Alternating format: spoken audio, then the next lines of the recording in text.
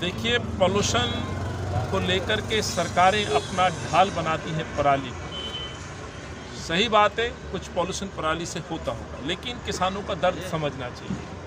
आज की इस तकनीकी युग में कितनी तकनीक है, उस पराली को हम अच्छे तरीके से प्रयोग कर सकते हैं, खाद में तब्दील कर सकते हैं। आखिर सरकारें कर क्या रही हैं? इसीलिए हम कहते हैं केंद्र की सरकार, मोदी जी की सरकार, भाजपा की सरकार केवल अपनी बातों से देश को चला रही है। वो लच्छेदार बातें जरूर करते हैं, लेकिन ज़मीनी सच्चाई अलग है। योजनाओं को क्रियान्वित करने के लिए उनके पास कोई प्लान नहीं है, लेकिन बातों से देश नहीं चलता साहब। देश चलता है ठोस मजबूत इरादों से, जो आज हमारे नेता आज हमारे बीच नहीं है। इंदिरा जी और सरदार पटेल साहब, ये वो ठोस इरादे वाले नेता थे जिन्होंने इस देश को आगे बढ़ाया।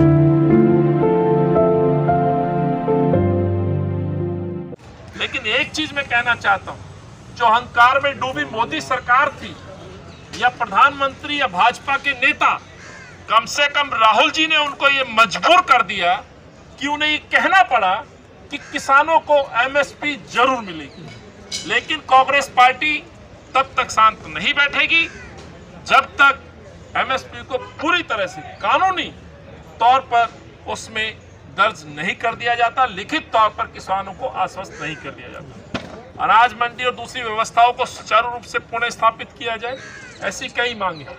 लेकिन ये मांग साथियों मनवाने के लिए एक लंबी लड़ाई हमें लड़नी है, क्योंकि एक हठ धर्मिता वाले एक व्यक्ति के खिलाफ कांग्रेस पार्टी सड़कों पर है। और हम गौरवशाली लोग हैं कि हमें राहुल जी जैसा नेतृत्व मिला है, जो इन सरकारों के सामने न झुके हैं और न झुकेंगे। चाहे महिला उत्पीड़न की बात हो, किसानों की बात हो, मजदूरों की बात हो, महिला सुरक्षा की बात हो, हर मुद्दे पर राहुल जी हमारे नेता आदरणीय प्रियंका गांधी जी, सोनिया जी के नेतृत्व में हम सब लोग सड़कों पर हैं। और मैं पिछले इस 7-8 महीने के इस कार्यकाल में जो मैंने यूथ कांग्रेस का आप लोगों के आंदोलन देखे, आप तारीफ के काबिल हैं। मैं उन साथियों को भी जानता हूं जिन्होंने कमर पे डंडे खाए हैं, मुकदमे खाए हैं, और निडरता के साथ सुबह बुलाया, सुबह शाम को बुलाया, शाम को आपने कोई प्रदर्शन, कोई धरना, कोई कार्यक्रम या कोई ऐसी आम जनमानस की आवाज जो हमने उठानी है, उसको आपने नहीं छोड़ा। जब इंदिरा जी प्रधानमंत्री होती थी तो जिन लोगों के लिए योजनाएं बना करती थी, पहले उनसे संवाद स्थापित किया, उनसे मुलाकात की, चाहे वो किसानों की बात करें, मजदूरों की बात करें, युवाओं की बात करें, छात्रों की बात करें। इस देश के निर्माण में जिनका योगदान है या जिन लोगों के लिए योजनाएं बनती थी, पहले उनसे संवाद स्थापित किया। अफसोस इस बात का है कि आज नरेंद्र मोदी और भाजपा के प्रधानमंत्री जी कोई भी योजना बनाते हैं तो उन लोगों से नहीं पूछा जाता जिनको लेकर के दावे किए जाते हैं कि उनके भविष्य को लेकर के ये योजना बनाई जाती है। जो जीता जागता उदाहरण है वो किसानों का मसला है। आज किसान खुद से कहते हैं कि ये बिल उनके खिलाफ, उनके कल्याण के लिए नहीं। इसके विपरीत भाजपा कहती है कि उनके कल्याण के लिए, जो कि सरासर गलत है। एमएसपी की लड़ाई है, जो मंडी प्रथा है, जो पुरानी परंपरा है, जहाँ छोटे मोटे किसान अपने क्विंटल 2 क्विंटल अपनी मेहनत का, अपनी ज़मीन की, उस भूमि की जो फसल है, उनको कहीं भी ले जाकर के किसी भी आड़त में बेच दिया। आज उनको मजबूरन प्राइवेट हाथों में मजबूर किया जाएगा अपनी फसलों को उनके मनचाहे रेट पर बेचने के लिए, जो प्राइवेट सेक्टर के लोग आएंगे या मोदी जी के मित्र लोग आएंगे। बिल्कुल सही बात है कि केवल अपने आप को बचाने के लिए, अपनी जिम्मेवारी से पल्ला झाड़ने के लिए अपने आरोप दूसरों पे लगाते हैं। सवाल ये है कि केजरीवाल साहब को 7 साल हो गए, आखिर तभी याद क्यों नहीं आती है जब स्वयंसेवी संस्थाएं या कुछ विपक्षी दल, कांग्रेस पार्टी आवाज़ उठाती है या कोर्ट जब डांट मारती है, तब आप क्यों जागते हैं?